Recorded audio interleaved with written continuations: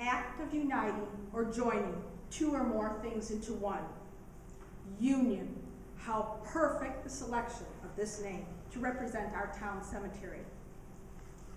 The creation of these now hallowed grounds would take the union of two separate communities, that of Crystal Lake and Nunde, in order to establish the cemetery. The village of Crystal Lake, whose business district was originally located on Virginia Street, was incorporated January 10, 1874. Just to the north, the village of Nunde, whose businesses were established in an area we call downtown Crystal Lake, was incorporated only 2 weeks later, on January 24th of that same year. These villages, with their close proximity to each other, were natural rivals and definitely disagreed often. But there was one issue that both villages did agree upon. By the late 1880s, there was a need for a new cemetery. Crystal Lake's original cemetery on Lake Avenue was filling up, and burial options in Nunde were also becoming limited at that same time. A collaborative effort between the two villages was needed. In June 1888, each village board selected members to form a committee to address the problem. The 10 acres of land agreed upon and subsequently purchased from Elihu Hubbard that was become Union Cemetery was centrally located within the corporate boundaries of Crystal Lake, but also in Nunde Township. $750 was contributed by both villages toward a total purchase price of $1,500. A union was forged between the two villages, and Union Cemetery was born. Soon after the establishment of Union Cemetery, plans were underway to erect a monument, paying tribute to the veterans that served in the Civil War. A memorial, topped with the likeness of a Union soldier, was selected to become the central focal point when entering the tree-lined drive of Union Cemetery. A Union soldier to represent the brave men from both villages who participated in the war to preserve our nation's union. A Union soldier that stood proud as citizens for the next 100 years marched to the statue's base on Memorial Day to remember not only those who fought in the Civil War, but then subsequent wars and conflicts, honoring all those who served our nation. The soldier statue had a very important role as it stood watch over our Union Cemetery. Not unlike the duties of a sentry during the Civil War, guard duty was one of the most important responsibilities in the military, for it is the sentry who prevents the theft or destruction of vitally needed supplies. A guard protects public and private property, and most importantly of all, a sentry protects his comrades as they rest, or in this case, laid to rest. Guard duty during the Civil War was highly structured. The entire procedure, from patrolling of personnel chosen for guard duty to the relief of the guard, was a formal affair. The removal of our beloved soldier statue from Union was marked with a formal guard relief ceremony on November 10, 2006.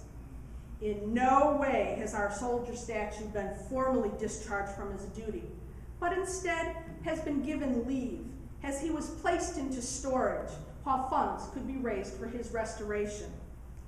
So many years he faithfully stood guard. So many seasons of freezing, expanding, and thawing finally took its toll. The dangerous backwards lean the soldier statue had developed forced the soldier to be temporarily relieved from his appointed duty. This problem is not unique to our Crystal Lake Monument, but is actually happening to commemorations throughout the United States that are made of a material known as white bronze. Although called white bronze, the metal of these monuments is actually a non-magnetic metal, commonly known as zinc. Zinc develops a protective coating when exposed to air, which gives these monuments their characteristic bluish hue. The commemorations were produced by a company known as the Monumental Bronze Company, and its subsidiaries. The company produced monuments as well as headstones of this material from 1874 through 1914, with peak sales occurring in the late 1880s, which is when our monument was purchased. The company advertised white bronze as a metal that would never blacken or grow dingy like bronze. It would not chip or crumble, and moss would not adhere to the surface, not like that granite. It was billed as a superior product. The smaller headstones made of this material are in comparatively good shape after over 100 years of exposure to the elements, and do attest to the company's claims. It's the larger monuments, topped by statues, that are having the difficulty that we are experiencing in Union Cemetery. One of the unfortunate problems not anticipated when the memorials were being produced was creep. This means that the zinc deforms over time under its own weight. The American soldiers that top the memorials often sink into the base at their right heel, causing the statue to lean backwards.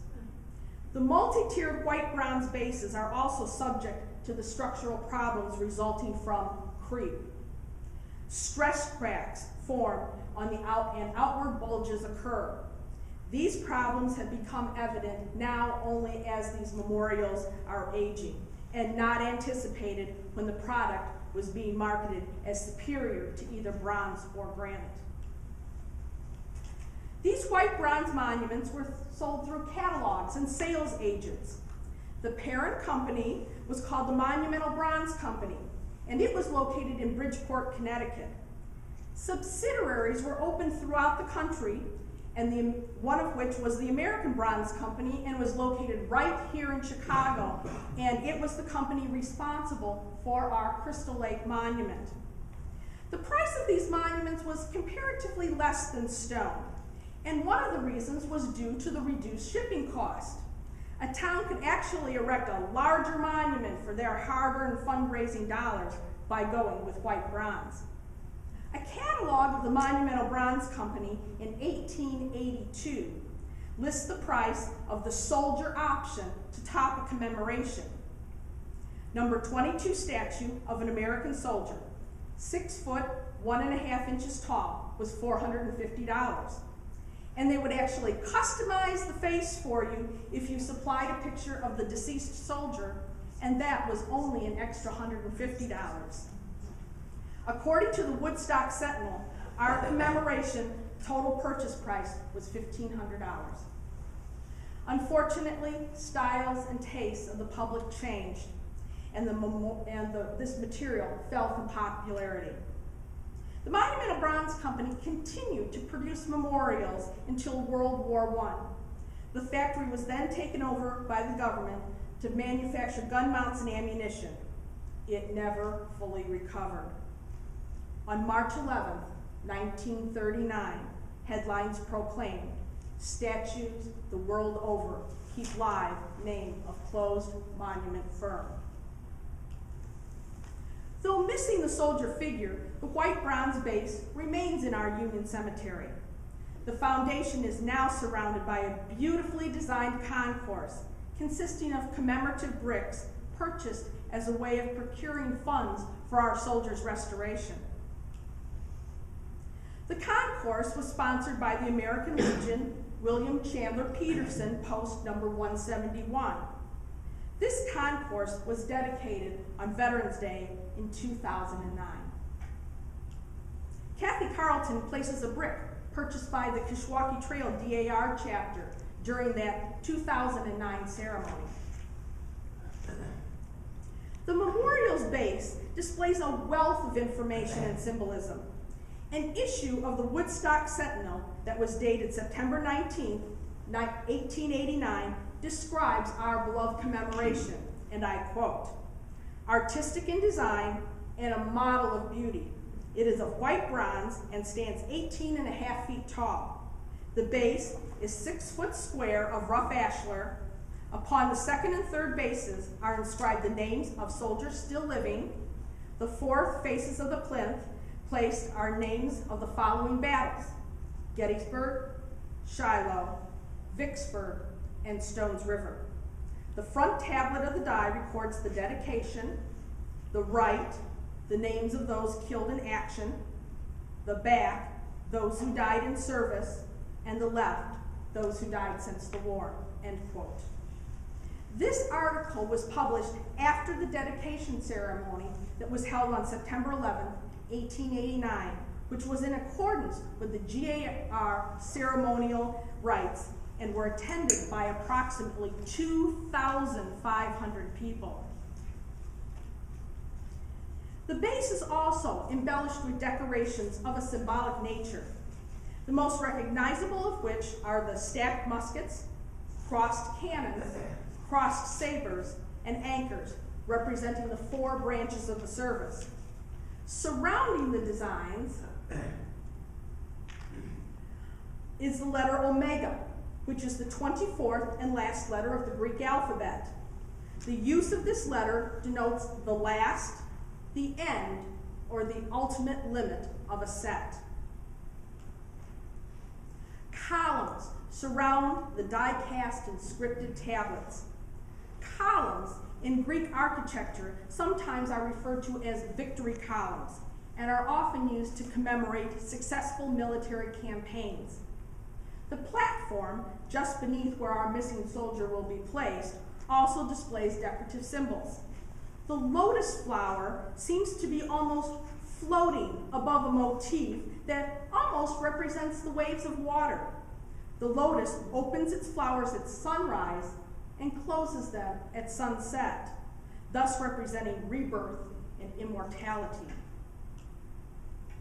The final item on the memorial's base is worth mentioning.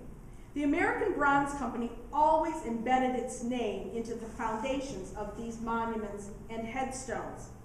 The company's designation is located on the back of the commemoration to the left, and this error in typesetting has always given me reason for a chuckle. All in Crystal Lake anticipate the return of our soldier statue to its original watchful position on top of the decorated base. From its conception, our town cemetery has been an example of unification. Union of our 2 towns, union of our country, but also union to the diverse ethnic population that settled in our Crystal Lake area. Many reasons can be attributed to the influx of immigrants, from employment in as craftsmen in the terracotta industry to religious freedom. According to the U.S. Census Bureau, there were 613 households living in Crystal Lake in 1920. The birthplaces for each head of household are represented in the following data. Many of the residents by 1920 that were considered U.S. born in this study were actually just first generation born of immigrant parents. As this population passed on, making way for their children, the immigrants would be tenderly placed into Union Cemetery. And again, the definition of union perfectly describes these hallowed grounds. The immigrants didn't segregate their dead into sections of the cemetery according to nationality, but instead buried throughout. This illustration of Union Cemetery is in no way complete, as it is still an ongoing project of mine, but as of now, I have identified 164 of the interred in Union Cemetery born on foreign soil, all of which are scattered, making almost a kaleidoscope effect when viewing this research. Union Cemetery has come to mean the unification of nationalities. This research shows a strong percentage of the immigrant population was from Germany. The evidence of Crystal Lake's German-speaking immigrants fills Union Cemetery. Father and mother, written in German, describing the deceased placement in the family, along with one instance of grandfather. Traditional marking for birth and death are displayed on headstones, along with epitaphs written in German. A common phrase that I have found on numerous memorials in Union Cemetery translates to "here rest in God." The "here rest in God" is proudly displayed on this headstone, along with a lengthy epitaph in German below the names of the deceased. I'd like to call attention to the ornate script used on the stone. Many of the older headstones of German immigrants located in Union Cemetery are inscribed in this style of lettering called Fraktur. Fraktur was used for printed and written German from the 16th century until 1940. The name Fraktur comes from Latin, meaning broken script. The ornamental tiddly-bits and curlicues actually break the continuous line of the word.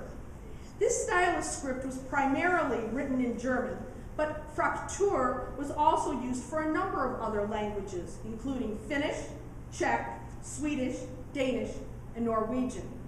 All of the examples that I have found in Union Cemetery are in German. Fraktur not only describes a style of lettering, but the term can also be used to describe an elaborate form of folk art. These Fraktur drawings are found decorating a wide variety of forms, the most common of which are birth certificates, but marriage blessings and book plates are also found. The images most generally found decorating these documents are hearts, birds, a variety of flowers, including the lily tulip and rose of Sharon, along with circular motifs such as pointed stars and swirling wheels. These decorations were also applied to household objects, furniture, barns in the form of hex signs, and yes, tombstones. Germans, unlike the English, did not reserve certain symbols for use only in the cemetery, but instead decorated their gravestones with symbols of objects that they came in contact with every day. In researching these motifs, I have found similarities between the headstones of the Pennsylvania Dutch, who are German immigrants, and those buried in Union Cemetery. A wonderful source for this information is called Stones of Faith. The lily tulip is the flower most associated with the Pennsylvania Germans. Artists and artisans began using these flowers interchangeably, which led to confusion as to which flower was being used. Both are planted as rather dead-looking bulbs in wintertime, representing Christ's death and burial, but then bloomed in the spring, symbolizing Christ's resurrection. The planting and blooming can also mean the planting of the word of Christ in a person and the blooming of faith and belief. The lily tulip is displayed here in Union Cemetery. Notice the spinning wheels carefully placed into the design. This represents life and good fortune. Lilies, also about 1850, started to make an appearance on headstones in the abstract form of the fleur-de-lis. This headstone displays a lily tulip as well as a fleur-de-lis type design just below. I found this almost fleur-de-lis design on all four corners of this headstone, also in Union Cemetery. Flowers many times are displayed geometrically on German headstones, but the leaves are delicate and lifelike. The Pennsylvania Dutch often combined geometric designs and realistic elements together in their folk art. And I have found this combination of the two elements in Union Cemetery as well. Flowers depicted in German folk art are shown blooming from hearts or sometimes from a vase. The heart is a vehicle by which a person heard the gospel and the source of faith and promise of everlasting life.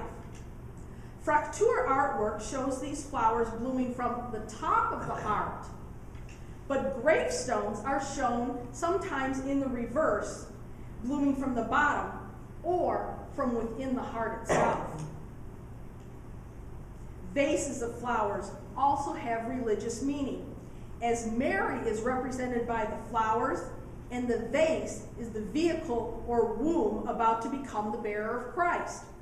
This headstone of a German immigrant buried in Union Cemetery is using a very similar symbolism. The example depicts an outgrowth of flourishing leaves from what looks to me as a shape similar to a womb. The sun wheel was also a popular gravestone symbol for the Pennsylvania Germans, symbolizing the life-giving forces of nature. The motif can also represent the soul in heaven, the Son of God, as well as Christ's death and resurrection.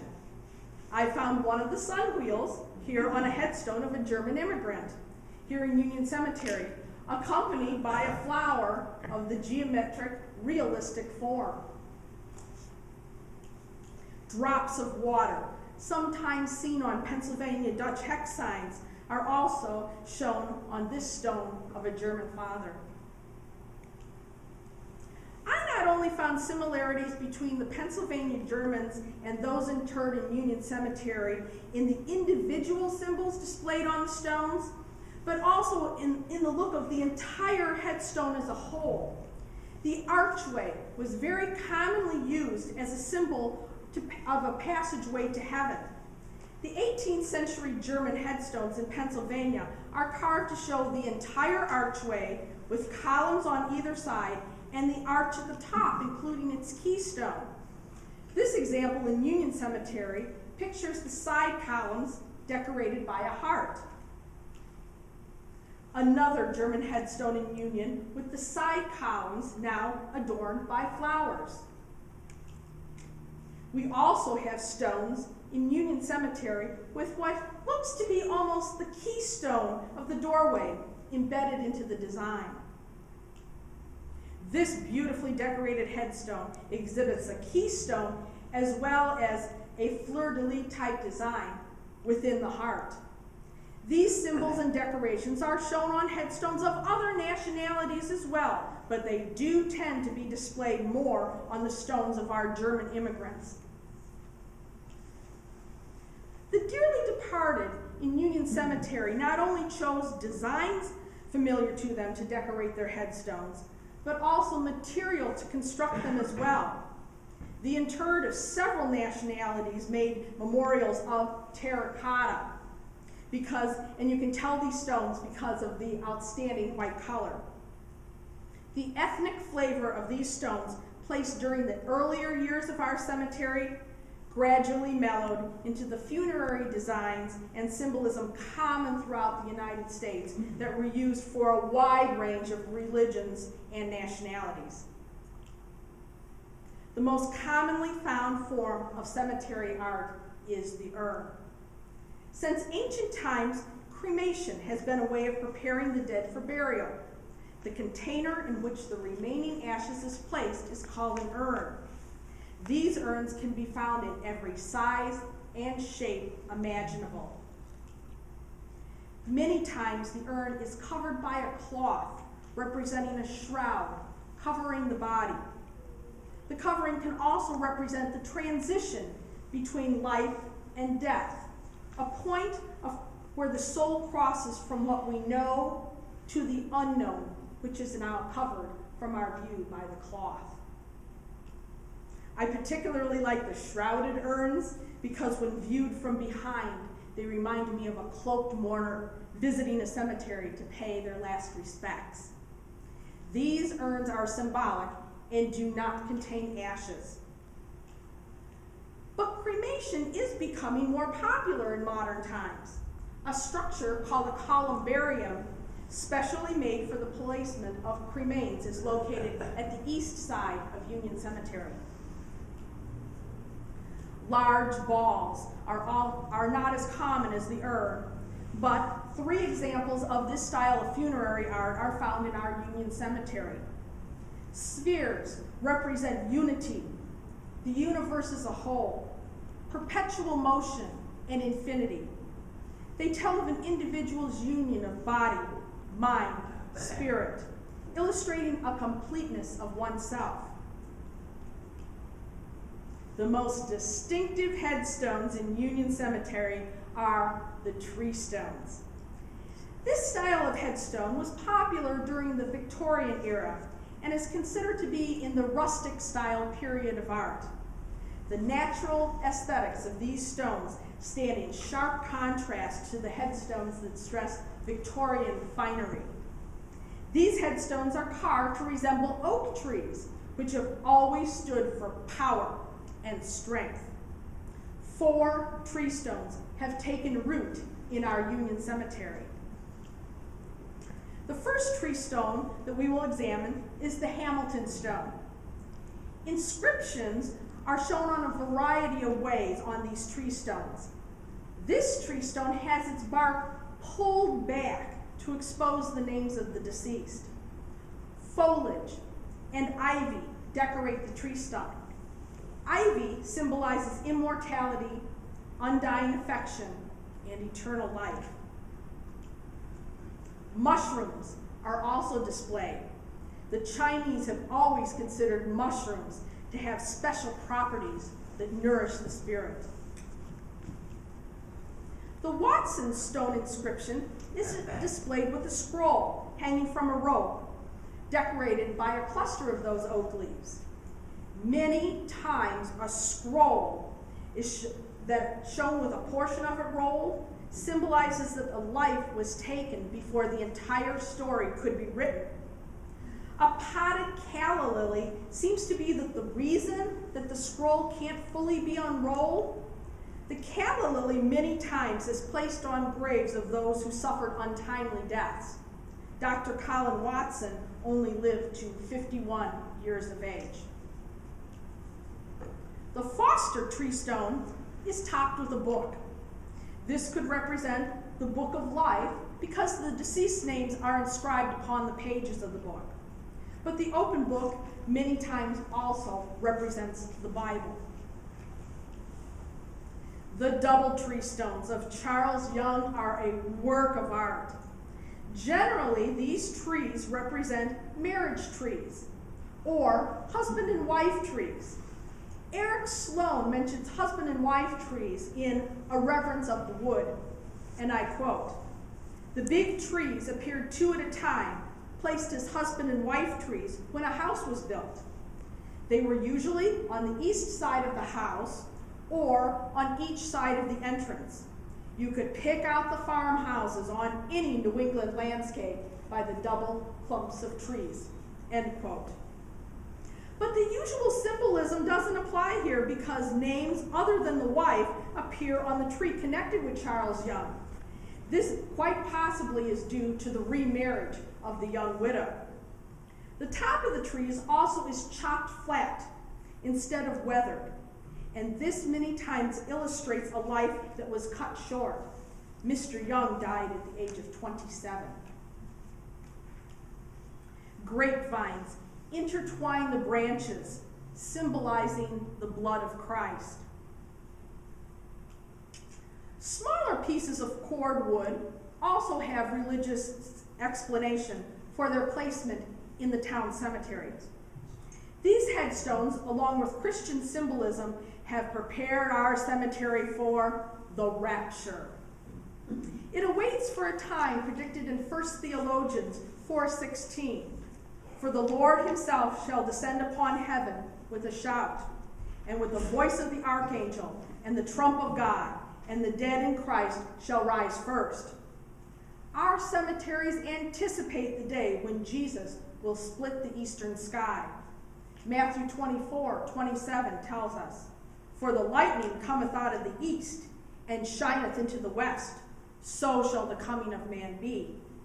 4 centuries our dearly departed have been buried with their feet facing the east. This is so that on Judgment Day they will rise and face Jesus. The Bible also tells us of what happens to the world that remains after the collection of souls. 2 Peter 3:7. By his word, the present heavens and earth are being reserved for fire, kept for the day of judgment and the destruction of ungodly men. Headstones shaped as individual pieces of cord wood represent the wood that will be used to stoke the apocalyptic fires. 2 matching chair accessories can also be found in our Union Cemetery. Originally meant for visitor resting, these tree chairs have taken on a folklore all of their own. According to the book Weird Illinois, written by Troy Taylor, these are devil's chairs. The story of the devil's chairs begins in the Appalachian Mountains in the mid-1800s. Supposedly on certain nights of the year, the chairs would rise from the ground in the graveyard. Anyone who would sit in the chair could make a pact with the devil and get their heart's desire for the next 7 years. At the end of that time, the devil would return to take the victim's soul. The legend has been modified through the years, taking on a simpler, even more dire mythology. The story now states that if you sit down in one of these chairs, you are certain to die within the year. Well, I'll let you decide whether to believe this urban legend or not. But if you run across one of these chairs in Union Cemetery, you may think twice before taking a seat. These tree stones can also signify members of membership in the Modern Woodmen of America. Their motto being, "No woodman shall rest in an unmarked grave." Early woodmen provided a death and monument benefit to its members. Woodsmen's graves were originally intended to be a uniform design sent by the Home Office to local stonecutters.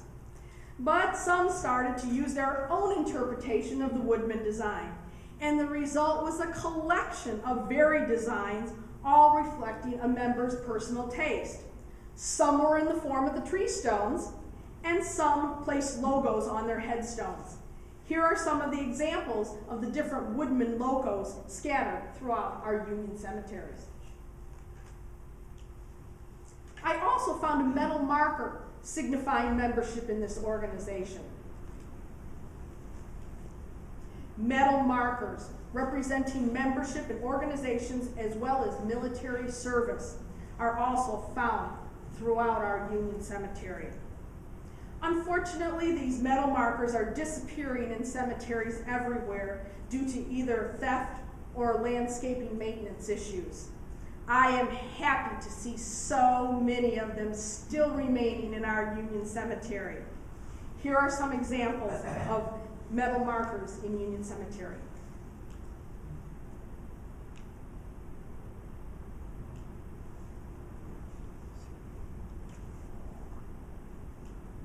But the most unique metal marker found in Union Cemetery belongs to George Eller.